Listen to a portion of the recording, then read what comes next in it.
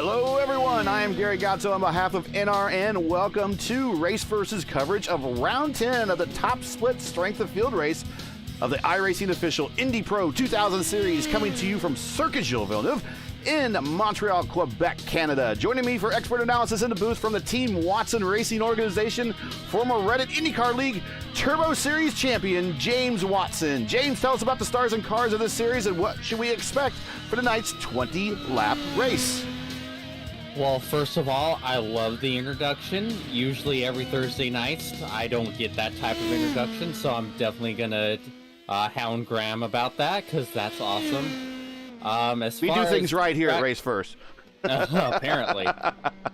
Yeah, I'm really looking forward to this one. This is going to be real interesting, because Montreal, it's one of the more difficult circuits because it's like a permanent circuit, but it's also like a street course. And these curves are very mean. You look at them wrong, and they're yeeting your car all the way into a guardrail and turning you into a big pile of sad carbon fiber. So, yeah, we're definitely going to see who's the bravest around here, because one slight mistake, you're dead. Especially at the ye old infamous Wall of Champions. Oh, yes. And we will talk about that. We'll even put up a little bit of a track map on the screen for those that may not be familiar with Circuit Gilles Villeneuve. Of course, it's built on a man-made island. It's Notre Dame Island in the middle of the St. Lawrence St. Lawrence Seaway. Now, actually, much like the St. Lawrence Seaway, where it connects the ocean with the Great Lakes, this is a series that kind of connects drivers with IndyCar. So I already see some names in the lineup right here, but right now provisionally on the, you're going to have to help me with some of these names. They're provisionally on the poll with about 2 minutes, 15 seconds left is John, and now you're going to have to help me here. How are we going to say his name? Is Bouture? John Betafure. Betafure, okay. Well, I mean, it can't be any harder than saying Debade, so... No one's judging you for that, because...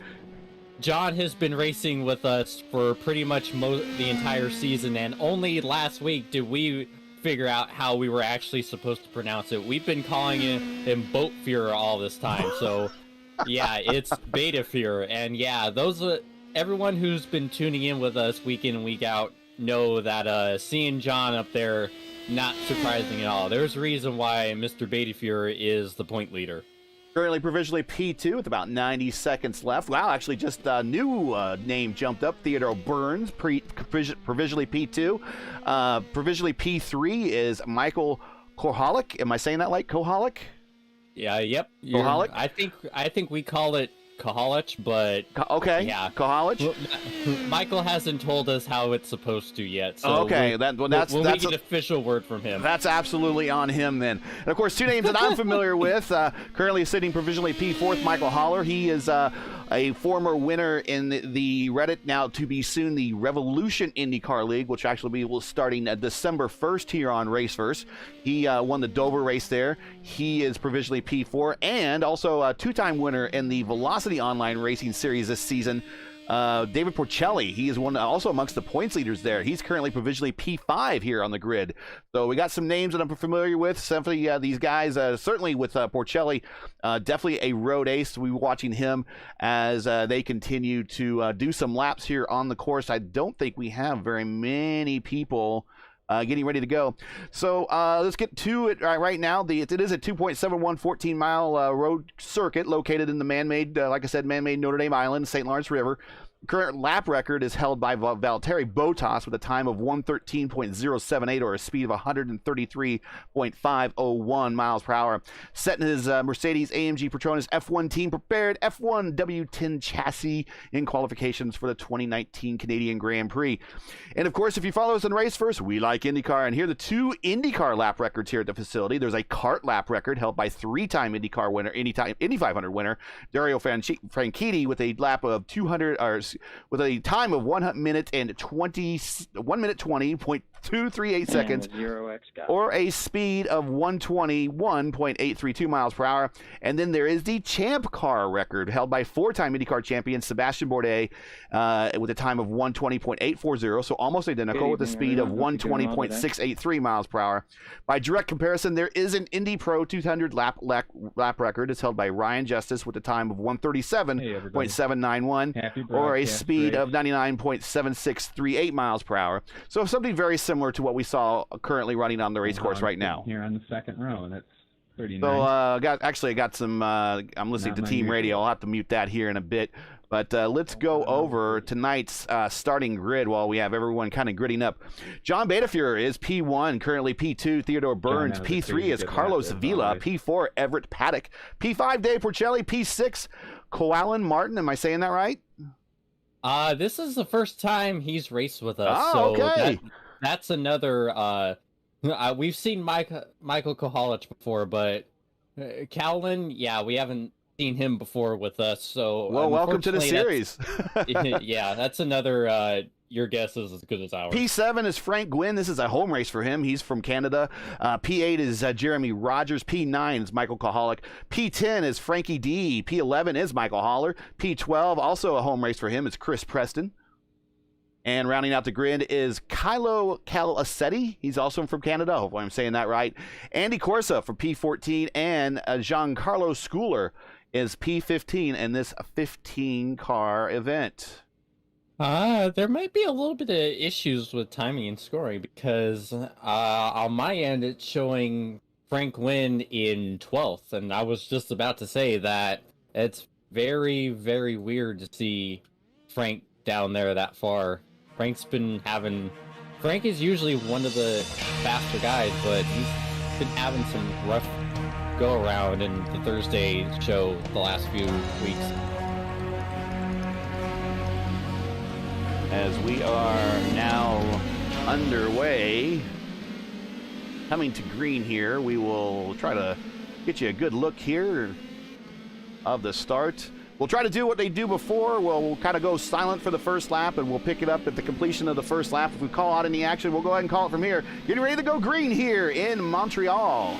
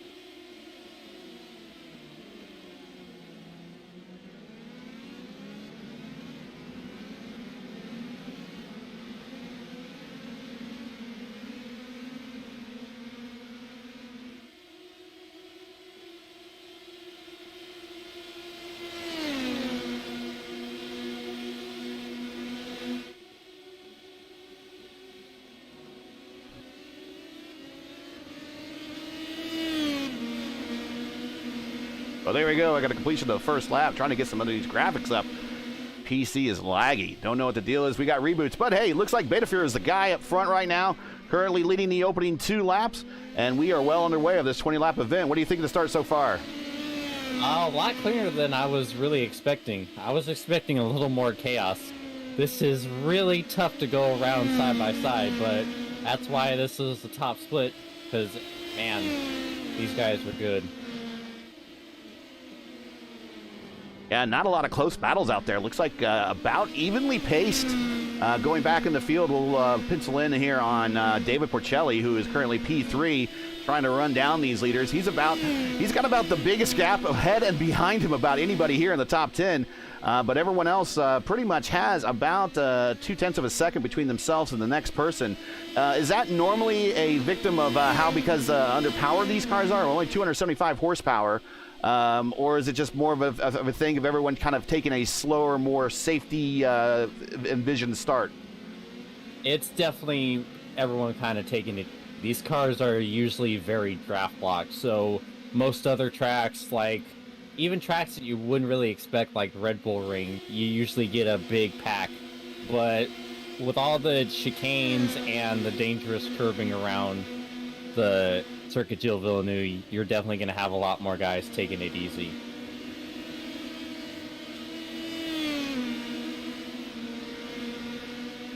It's really interesting to see Vila starting to fall back a little bit. We're used to all the Giudosta cars being right up there at the front, but yeah, Carlos is starting to fall back. Currently got him in a battle right now between himself and Michael Haller here, right around for the P7 and P8 position. It's actually about the closest battle, four-car battle on the track. We have Haller, Vila, Preston, and Kylo. Actually, I don't know how to say his last name right, but man, he's got a good start on the race. He's up 3 spots, and he was starting towards the end, and he's already mixing it up here inside the top 10. Kylo Ciacelli. Ciacelli, all right. Yeah, he's starting to get into a good rhythm. He's got his good friend Chris Preston around him. Man, they are just right behind Haller. Mikey's got the truly train going with everyone. Yeah, I was saying, and we got a 5th car jumping into line here. Looks like Frank Wynn here in the number 7 is jumping up here into this battle. I would say, I don't want to insult Haller or anything, but normally when you start seeing a battle of a 5-car breed of this type, especially when a train starts developing, you got to think that the guy leading this train is kind of holding up this traffic a little bit. I wonder if these guys get around them, or the next couple guys get around them. Let's take a look here as we're coming into the last hairpin and see if someone got a run on him. Nope. You got to think that the coming into a battle with him, if someone could get around him, he'll probably separate himself if he's actually holding up the field that much. But it doesn't look too bad as Vila is not able. Ooh, he hits those bumps. There's those bumps you're talking about. Those sleeping policemen, those ridges on those rumble strips they have there on the side of the track. But he's not getting close yet, so definitely Michael is keeping him at bay for the time being anyways.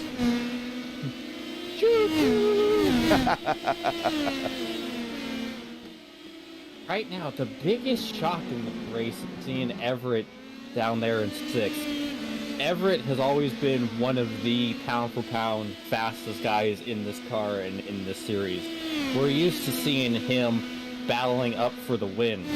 Watching him down in 6th is kind of a very unpaddock-like race.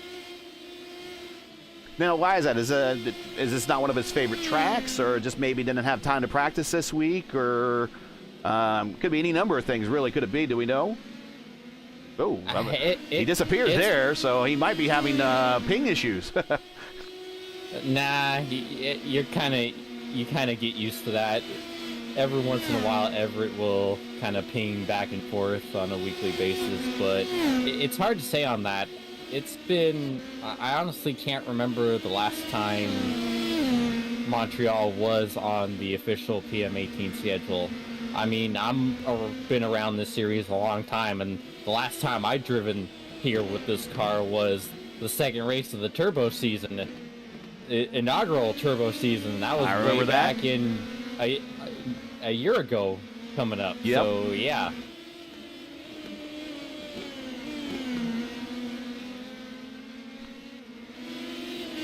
Last time by, your leader, John Betafuhr, at 131.083, right on his tail. Theodore Burns with the speed of a 131.256.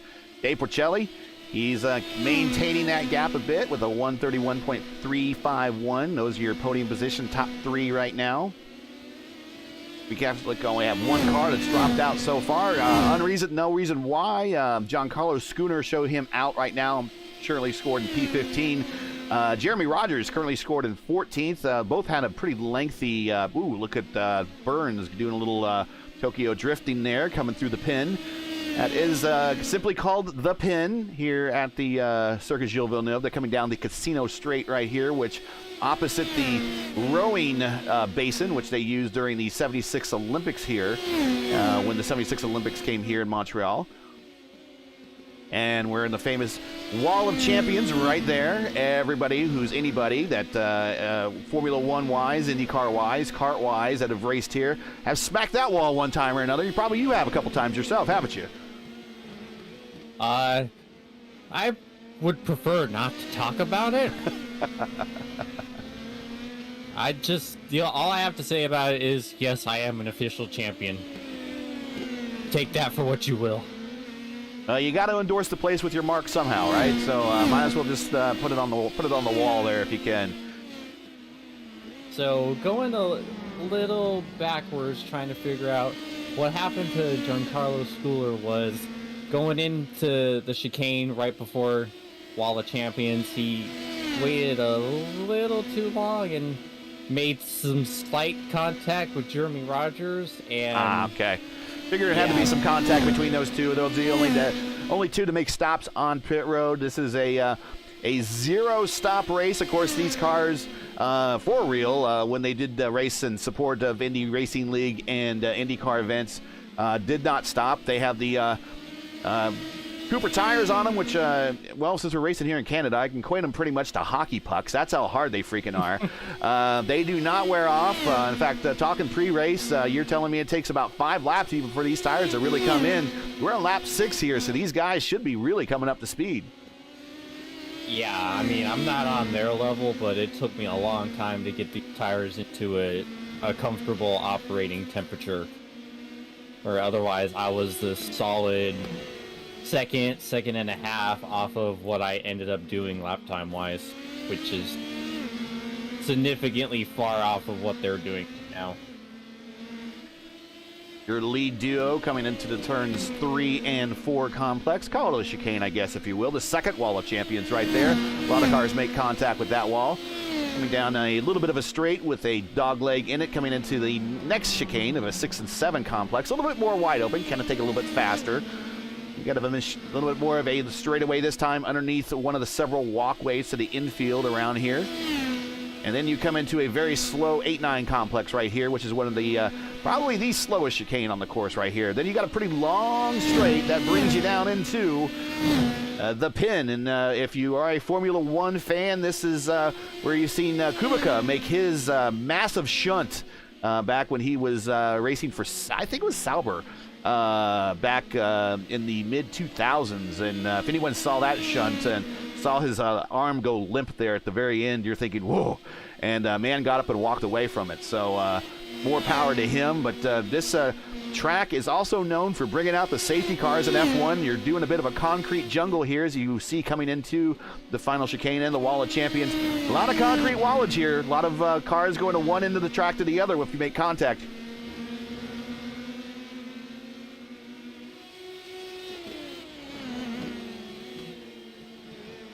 Still looking at a pretty good battle coming back here for back right around where we saw the battle with Haller. This is currently for P7. He has worked himself to a bit of a larger advantage over Vila, Preston, Cieli, and Gwynn. A little bit further back, we got Frankie D in P12, Andy Corsa P13, and Jeremy Rogers with a bit of a damaged car. I do like the damage repair model, these guys. They let you get back into the action after you get a bit of an incident. He is currently in 14th by himself on the track. He is currently about 5 seconds or so in front of the leaders. So it'll be a little while before we might see him on camera when the leaders come to lap him.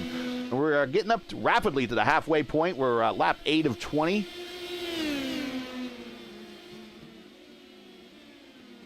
Now these things should only get faster as the fuel load gets lighter. Is that correct? 100% correct.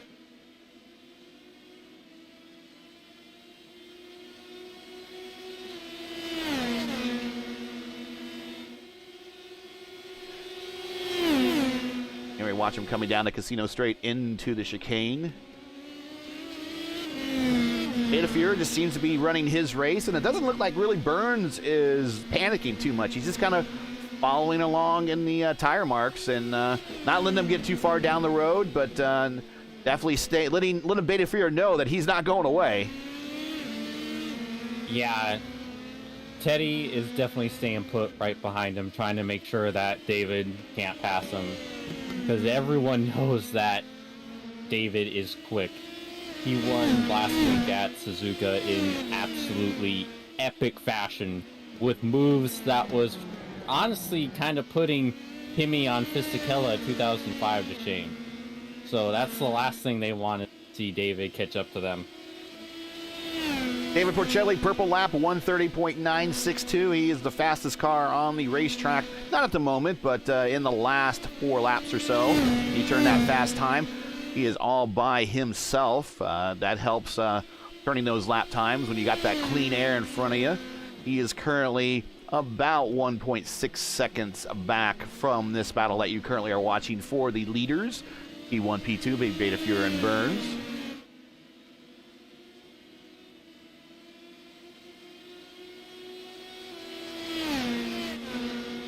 Next week, you can catch on NRN here. Next week, these guys move on to the Milwaukee Mile. Talk about night and day difference. Going to a kind of a man-made street course almost type thing going on versus a 1 mile ancient oval. These guys got their hands full in the next couple weeks. Oh god, ovals in this car are some of the best racing you can see. I am absolutely looking forward to it, especially since we haven't seen these cars around Milwaukee much. This is the first time they're ever going to Milwaukee in officials, and a couple weeks ago in TNT Shock was the first time we'd ever seen these cars on Milwaukee documented, and that was a fantastic race. So next week is going to be ridiculous. Now, you and I have seen these cars on Gateway through the finale of the which is now the Daredevil Brewery Turbo Series with the Reddit IndyCar, or now the Revolution IndyCar League. How is it the same, and how is it any different when they're on the 1 mile oval, very flat oval like Milwaukee? Well, it's going to be a lot more setup based because you're going to deal with a lot more dirty air. It's still going to be pretty pack heavy given the length of it and the natural tendencies of these cars anyways, but it's definitely, we're probably going to see a little more strung out unless people have their setup and their downforce level nailed perfectly. Oh, we got a car off back right at the chicane. That looks like Martin, actually. He is back underway, but he has lost a lot of positions, and he is currently now under attack by Chris Preston, who has a run on him going into 1. Look at the inside. Nope, not going to pull it off there. Smacking those curbs, bouncing these cars around. These cars do not like to bend. They're very much like their older brother Indy cars, where they're very, very stiff. They do have shocks, but the shocks don't do much in the way of rebounding, other than probably sending much of the shock right back into the driver's compartment. But he is recovered pretty well, but he looks like probably got a little loose under acceleration coming out of the final chicane there, right around Champions Wall, the Wall of Champions. He's not the only geodesic car that's having issues. Carlos Vila is currently missing a wing. Go back and take he has left. Oh, Carlos, actually, I was getting ready to send the director to go take a look at him, and boom, he just went gray. So I believe maybe a little bit of a rough night there for Carlos. Hey, you know, buddy, we've all been there before, man. So hopefully get that car repaired and get out there, get some valuable laps, get some valuable IR, hopefully, and it's not going to cost him too much, all in the rating system. Should be pointed out, though, if you're watching this for the first time, I don't know if we have any first-time watchers, but every now and then we do. If this series is of interest to you, this is on the iRacing service. Oh, look at Beta Fuhrer making a wide exit there, sliding a little bit through turn 1, coming into turns 3 and 4 now. This is an open setup series. So what an open setup series is that you get to change every part of the car to suit your style and suit your needs. This is also various series on the service.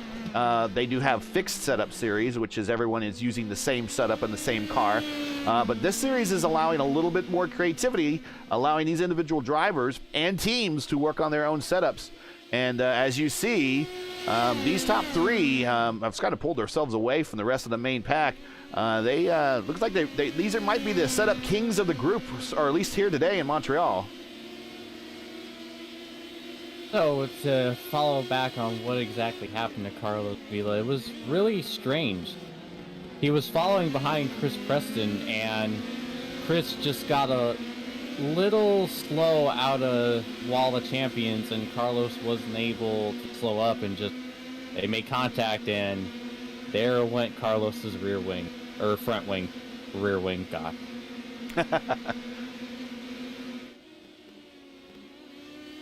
Watching him sliding through the last chicane there. Right there, coming along pit road. Now, if they were to go on the pit road, they would come straight down the casino straight there and keep going forward, and that would bring them right on the pit road. Remember, no pit stops. These guys are fueled to go to the distance. These tires, very, very hard compound Cooper tires, are made to go to the distance. We've got 8 laps to go, 12 in the books, more than halfway home. And not much has changed at the front. It's Beta Fuhrer, Burns, Porcelli, your top 3. Michael Kullick is sitting there in P4. Everett Paddock is P5. A little bit behind Michael Paddock. We got some of these guys have gotten around. Michael Haller. Michael Haller is now P6. And Callan Martin has now moved himself up to P7. Chris Preston, as we were just talking about a little bit earlier, having difficulties, but it's recovered. Still in the top 10. He's sitting there in P8. It was actually Kylo that... Was it Kylo? Carlos, yeah. They're identical cars, right? Yeah, they're teammates, so they have the exact same paint scheme. So in my defense, I'm not that blind. Okay, all right. Well, we are watching Kylo now. Oh, I see the problem. He's got green on the car. That's you can't do that. Oh. You can't do that.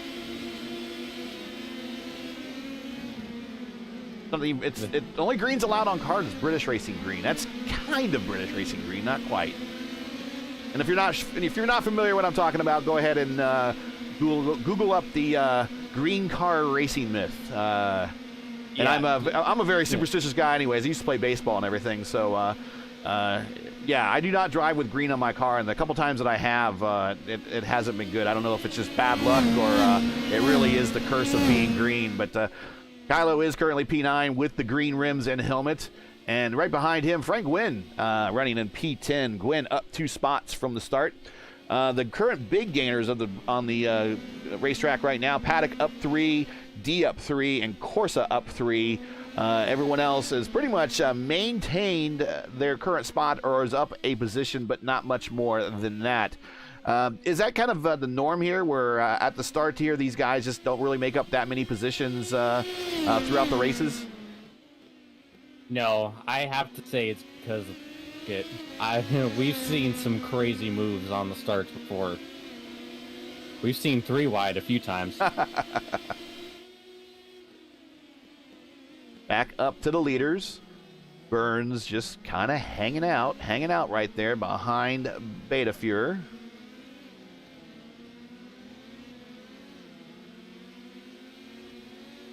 Going down the long casino straight.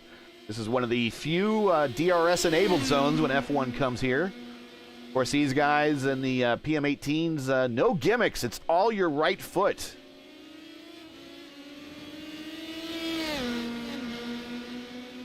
No push to pass, no curves, no nothing. It's you in the car.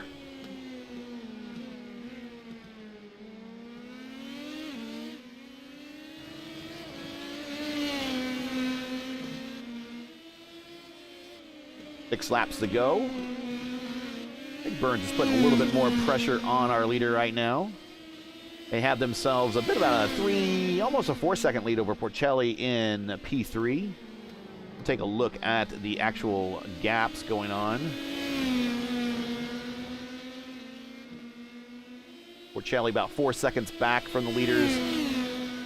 P4 back 6 seconds, back P5 back 9 seconds. A lot of separation on the racetrack. Yeah, this tends to happen at some of the more unique tracks we go to. I remember the last time we were at Barber, it looked pretty similar to this. Well, we'll look here back at the leaders, but back here for P6, again, the train is still behind Haller. Martin was taking a look to the inside, got a little squirrely under braking there, back under power. But this is a bit of a four-way battle for P6 at the moment.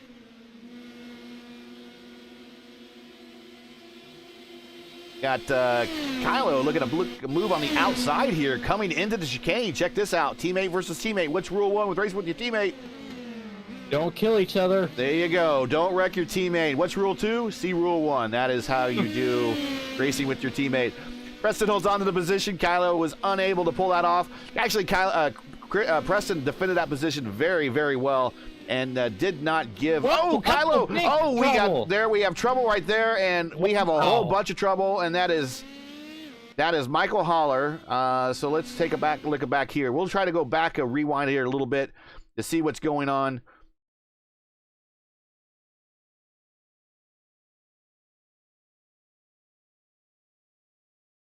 Oh, okay. All right. So here's looks like Martin was trying to make a pass here, and he decided to go full send it into one, and and a little bit of netcode.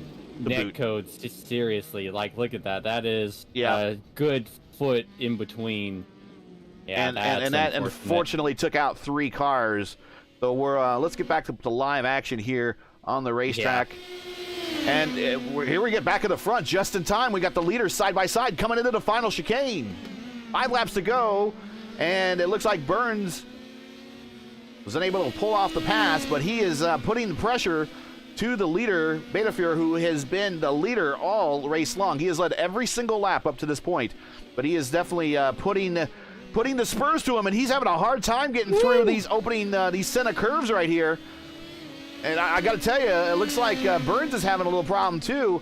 I would imagine by this point in time, these tires are, even though they're hard as hockey pucks, they are pretty well trashed. Yeah, Teddy's having himself a little bit of the last few laps. Burns purple, we knew he was getting faster, 130.753. He is the fastest man on the track. David Porcelli just sitting back there in the distance. Probably saw those guys getting side by side and said, come on, netcode. And just cruise your way to the front. Yeah, at this point, it might be a 2-horse race. David's fast, but without the draft, I don't think he's going to be able to get back up. We've seen crazy things and crazy coming back in the series before, but I think this gap might be too much for David to overcome. Yeah, might need a bit of a incident of contact between these two leaders to take themselves out for him to make his way through. But this is top split. You don't see that very often. And here goes Burns on the outside, coming into the final chicane. Betafuhr to the inside, protecting the position, bouncing over the curbs, past the wall of champions, back down the main straightaway. 3 laps to go. Next time over the start-finish line right now. Going to the 1. Looks like Burns on the outside, looking at 1. Tell you what, these guys race each other too hard, and that actually might give Porcelli a chance to get back in this battle. He's cut down the lead to now 2 seconds. Oh, I'm not even going to try to predict what happens. This is fantastic. We got ourselves a race now.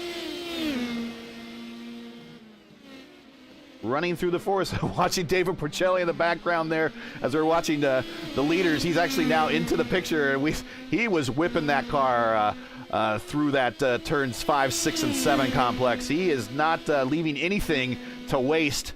He is leaving it all out there on the racetrack, trying to run these two down with 3 laps to go.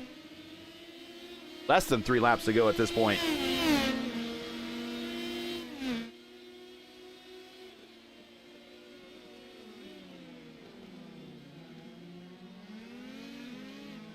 You can hear both of them putting down very gingerly that power now as these tires are starting to show a little bit of wear now. Oh, there's one defensive move right there made. Hopefully doesn't make the second one. That's going to be blocking. Well, that's not quite blocking. That's more of a Pruitt fade. But anyways, the defended position is held on to. Just like my mom always says, he's just protecting the real estate. 2 laps to go. We're going to keep it here. This is the battle on the racetrack. There's really no other close battles at the moment, especially since we've had that 3-car lap about 5 laps ago, 3 laps ago, that little fracas there. This is the main battle on the racetrack. Pretty much your top 5 is Betafir, Burns, Porcelli. We've seen them here, right here in this picture for the most part. Korhalik, Paddock, Chiaselli. Is that we can say that right? And Gwynn, D, Corsa, and Rogers. Ciaselli, okay. And Corsa, Rogers are also then your top 10 there. So everyone else from 11th on back showing long pit stops at the moment, trying to repair that damage.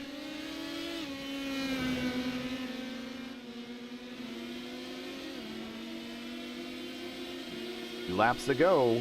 Coming into the pin. Trying to dive it in there deep. Full send by Burns. Yeah, Ted looked like he tried the wide entry, trying to maximize the speed off of exit.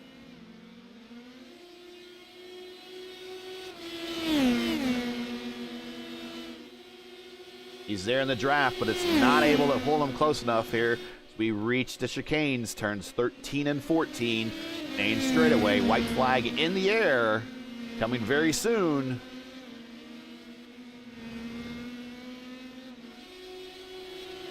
Here on the final lap. Whoa, Betafir really sent that. You could kind of hear the adhesion barely catching on there at the end, almost sliding the car into the stop to slow down for turns 1 and 2. Through the center curves, coming into turns 3 and 4. Couple more passing opportunities for Burns to try to make his presence felt. Here's one of them into turn 6. Betafir getting a little wacky there on the acceleration. These tires are probably well shot. Doing excellent driving ability, keeping these cars under him after 20 hard laps of running here on Circuit Gilles Villeneuve in Quebec. Man, look at how much gain Teddy had. He is right on him. Here's his last shot, full send into the pin. Gonna send it wide. He is there. He's actually, if he can get a good acceleration off that corner and stay close, he might be able to draft on by, but I don't know if he's close enough right now. Here they come, down the Casino Straight, down to the final chicanes, turn 13 and 14.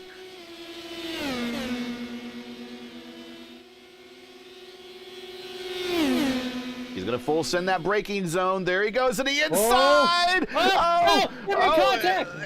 And in contact with the leader, but it looks like Betafir is going to get across. Here comes Porcelli. Porcelli's going to make the move. He doesn't know where to go. He's going to the inside, and he gets taken out of the finish. What in the world? Wow. I've seen some close finishes here at Montreal in the Reddit IndyCar League and then the Velocity Online Racing League here in the IndyCars. But we got a car with no front wing that got that shaven off right there in the end on the full send by Theodore Burns there coming into the final chicane. Gets that knocked off. He recovers, manages to get across the start-finish line. In the process, that really opened up the door for David Porcelli to try to get second place. And it looks like Porcelli might have been blocked into the wall by Burns. But we'll see how that shakes out, if there's any appeals to that or not. But your podium is going to be Betafir, Burns to Porcelli. Thing is, I don't know. I know one happy guy. Well, he might not be too happy. We'll have to see what he says when he gets into the interview room. But I don't really think any of these guys up on the podium are going to be too thrilled. What do you think? I can't fathom what I just witnessed. That was abject insanity. That last lap rivaled the last lap of the 2011 Canadian Grand Prix. Man, I don't know what to say on that. I got some opinions, but about a lot of things I've seen tonight, but I'll keep. Hey, them that's your myself. role. You're the color commentary guy. Your commentary is supposed to be colorful, isn't it? I mean, yeah, I'm looking at chat. Chat, you can go ahead and tell us what you feel about that. But disgraceful. Yeah, it was a bit of a full send. What a finish. I agree to that. A little embarrassing. Yeah, I can see how that's embarrassing. Yeah, I mean, yeah. And chat, feel free to tell us what you thought. And also, hey guys, if you like the race, make sure you hit the thumbs up button down there at the bottom. That finish definitely deserves some thumbs up. So make sure if you're chatting, just hit the thumbs up bottom and let these guys know that you enjoyed this race. Very exciting finish. Let's see if we can maybe pop into the interview room and see what we have out there. Go ahead, chat. Let us know everything you thought. If you have any questions you want us to ask, feel free to put that stuff up there as well. Yeah, we definitely want to hear your thoughts on the finish. Let's see if we get into the interview room here. And before we do that, I do want to bring up the results as we have them. Here they are. Your winner right now is John Betafuhr. Theodore Burns is P2. Dave Porcelli is P3. Michael Kohalik is P4. Everett Paddock P5. Kylo, you got to help me again. Kylo Ciacelli. Okay. Kylo Ciacelli. It might be speed. If I ever do another race with him, it's going to be Kylo C. P6. Frank Gwynn, P7. Frankie D, P8. Andy Corsa, P9. Jeremy Rogers, P10. Showing Callan Martin as 12, but actually it's P11. Kristen Preston in P12. Michael Holler, P13.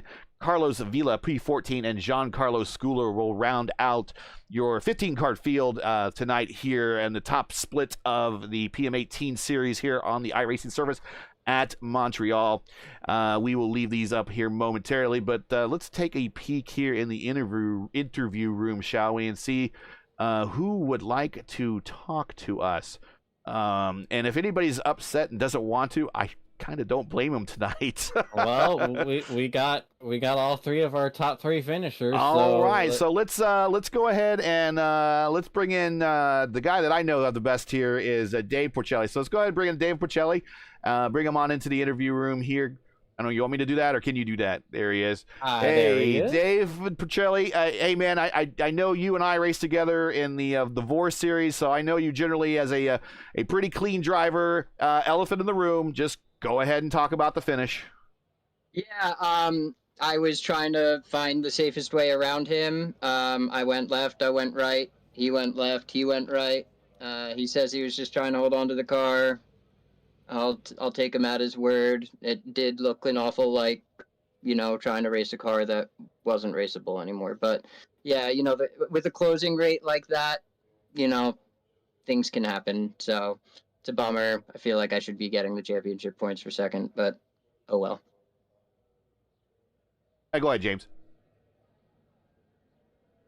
Yeah, that that whole finish left James very speechless. Yeah, that was certainly an interesting one. I'm gonna keep things a little PG and try not to. I'm just gonna ask, what was going through? First of all, what happened in qualifying? I feel like that wasn't a representative lap from you. I feel I was kind of expecting you to be up there among the top three in qualifying, anyways. So I gained a 10th in the second lap, but I got a 0x on whatever turn 5 exit. And so that just discounted my second lap and kept me from putting it on the second row. Ouch. All right. Via the second, via the end of the race, I saw them have their contact and realized there was a damaged car. That was definitely not going to be raceable to the end. And, tried to make it to the start finish line. So I picked a side, and I guess he picked that side too. Hey, before we let you go and do some shout-outs here real quick, I'm actually one of the racetracks that I know that you won at in the IndyCar was Milwaukee. Milwaukee is next week. Go ahead and tell us about running these cars at Milwaukee and your thoughts about possibly doing a daily double, one in the IR18 in the one league and the PM18 here in the official series at Milwaukee. What's your thoughts about doing that? Well, I haven't run any of the IR01 races apart from like G Challenge. And to be 100% honest, I'm still like, this is my rookie season in oval racing. This is the first time I've really committed to running circle tracks regularly, in both the VOR League and in Indy Pro and Indy Road and some Indy Fixed Oval as well. So I'm just looking to learn at Milwaukee. You know, I was surprised I did so well in the VOR race, and had pace to just run out front. But you know, hopefully the track suits me, and that will show next week. I wish I could give you further insight, but yeah, I'm still getting my footing around the oval track racing. Yeah, that's perfect. While we got you here, go ahead, shout out to anybody who might be watching, any sponsors you might have, friends, family, anything like that. It's all you. Oh, since the VOR guy's here, I'll shout out my team, GPE Esports, and Kelly Jones at Racecraft 1 Indianapolis, and hi to my family as usual, and thanks so much for the broadcast, guys. Our pleasure, man. Thanks for showing up, and we'll see you on the regular broadcast when the NRN guys pick it back up here at Milwaukee next week. Congrats on the P3. Sorry about the incident at the end. But hey, look, we'll see how that shakes out. If I was gonna get that second, it would have been like just out of pure luck. So, you know, you win some, you lose some. Easy come, easy go. We hear you. All right, thanks a lot. Congrats on the P3. Bye-bye. All right, actually, it looks like I can drag people in and out of here. So let's go ahead and bring up TB here, Theodore Burns. And, oh, I don't want to do that. And actually, I need to bring James back up here because I moved him.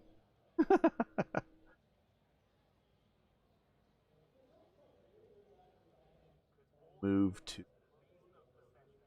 Yeah, there you go. I moved you. Actually, I don't think I don't think I can move people very well.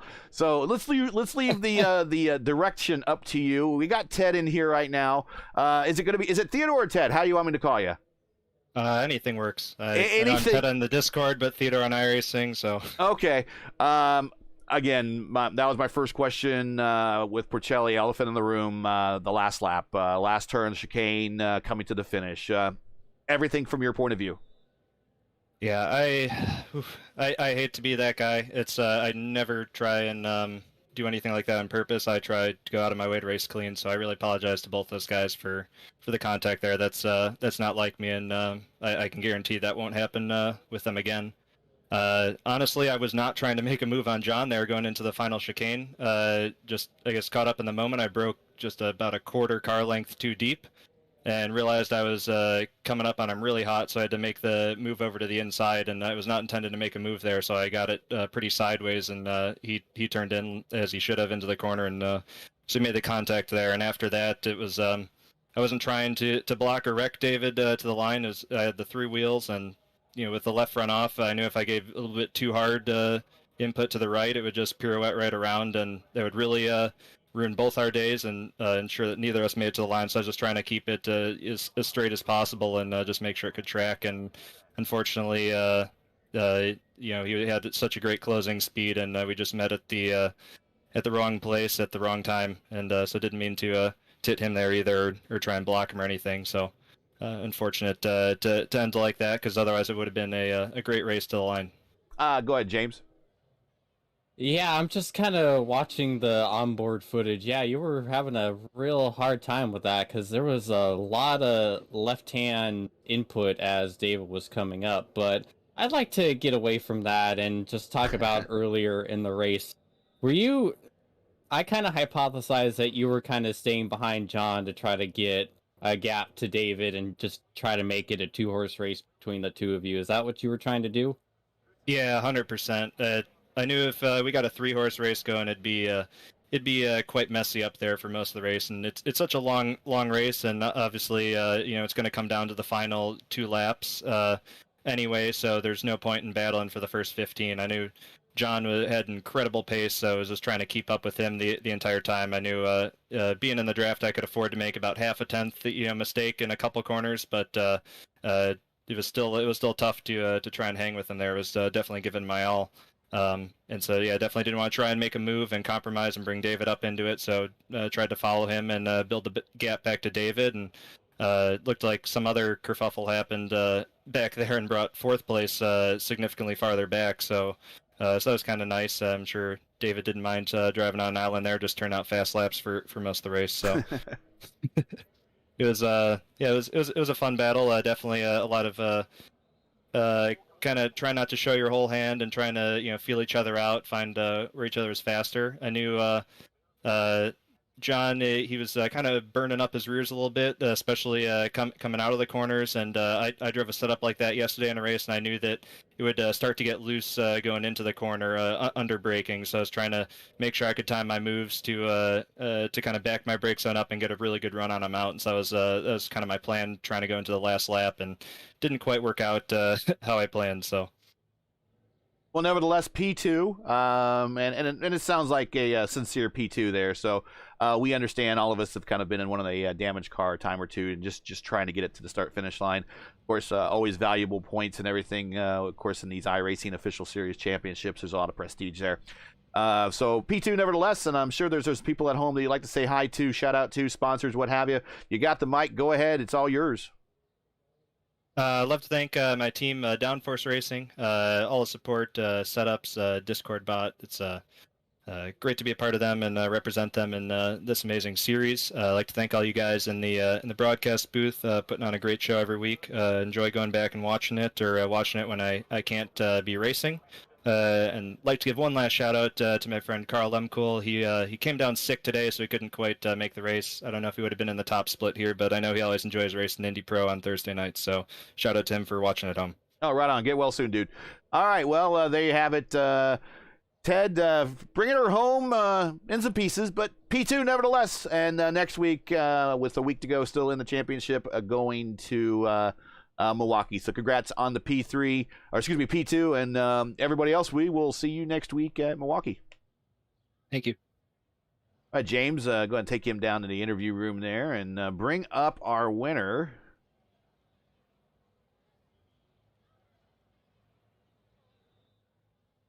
All right, here is our winner, P1 John.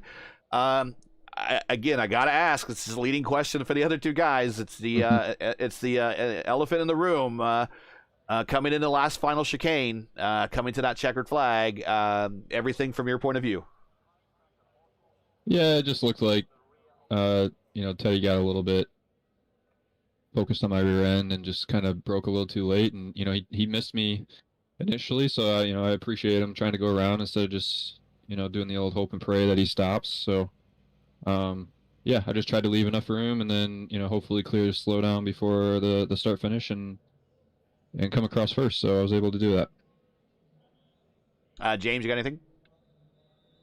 I don't really know what to ask. I know he really didn't have. Much... There really is not much to ask him. We saw his race out from the front. You led them all. Had the pole. I mean, you did everything. But I think win the Grand Slam. I think Theo had the fast lap. But everything but the Grand Slam. I mean, aside from I guess maybe what James is trying to say. I mean, aside from the excitement at the end. I mean, how was the rest of your race? It was good. I felt like there were a few chances where I could break the draft, and I had Teddy back maybe 8/10 kind of before the straight, and I was just kind of thinking maybe if he made a mistake in Wall of Champions or turn one, I could have broke the draft. But he was right there the whole time, kept it steady in those moments, and reeled me back in. So yeah, other than that, I had one mistake out of Wall of Champions, kind of just got on the throttle a little early, and he took advantage, and then I was able to get back by straight away. So that felt good, and then I was just trying to keep it out of the wall as best I could and get it to the finish. Next week, kind of conflicting styles, so to speak. This week we're on the street course, kind of permanent road course type thing going on. Next week we're at a a century-old oval. What's your thought about moving to Milwaukee next week as this championship is drawing to a close? Yeah, I love the track. Ovals are fun in this car. Unfortunately, I won't be able to race just because it's Aw. it's one of those days with the family. So I'll have to be skipping next week. But I was looking forward to doing Milwaukee. It's always good racing there, and it's a historic track like you guys said. So a little bummed I'm missing it, but I'll be back for the season finale. So. Well, hopefully you'll still be able to at least do an official race, but maybe not just the strength of field one. But still should get in your time. Definitely, you've earned your time in the championship. Definitely should earn your points. But what do you got? How many drop weeks they give you? Did they give you 3 as well? You know? I think it's 3 weeks Okay. or 4 weeks, one of the two. It's 3 for IndyCar. I wasn't sure if it was the same for the PM18. All right. Well, congratulations on the win. A very hard-fought win. I guess it's going to be a win that you won't forget for a while, especially that finish.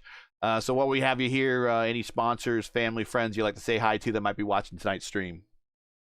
Yeah, I'd just like to thank Alpine Stars, GoPro, Omologato, SimLab, and Wave Italy for their support. All the guys that do the race with me. Tonight it was Carlos and Michael and Kaylin. So shout out to them. Shout out to Graham. Hopefully he feels better.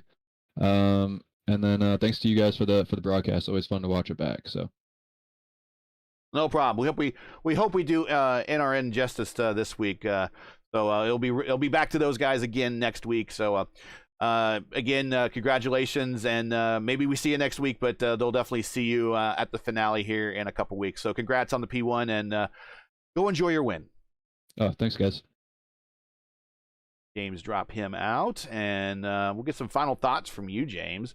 I know you got him, and you've been holding on to him, so just go ahead and let him loose. Like I said, it's the the color commentary guy's job to be colorful. So what do you got?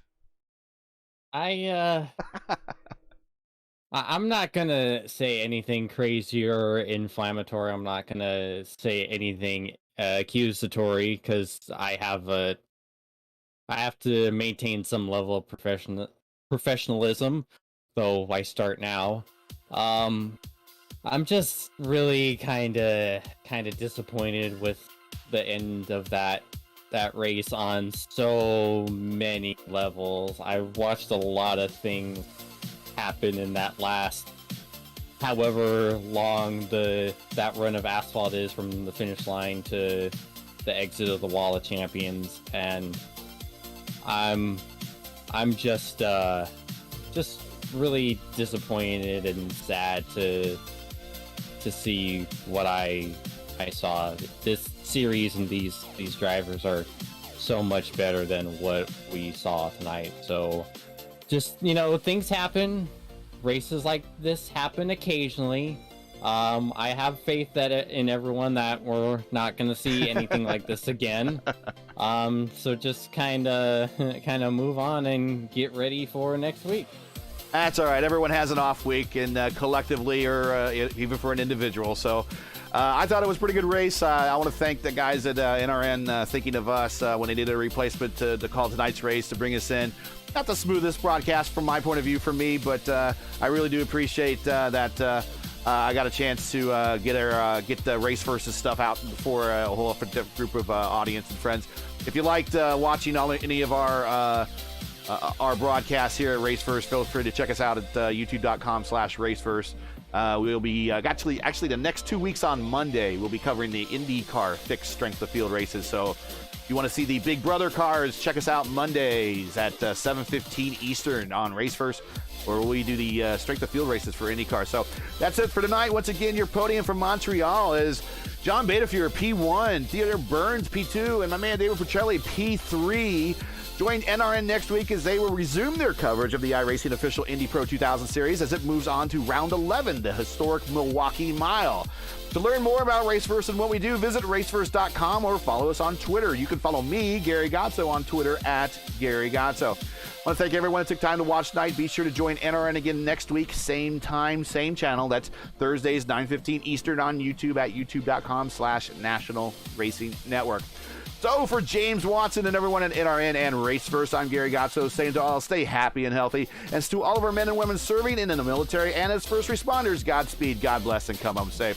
Thanks again, everybody, and we'll catch you next time for the next race of the Thursday night Indy Pro 2000 Top Split. Good night.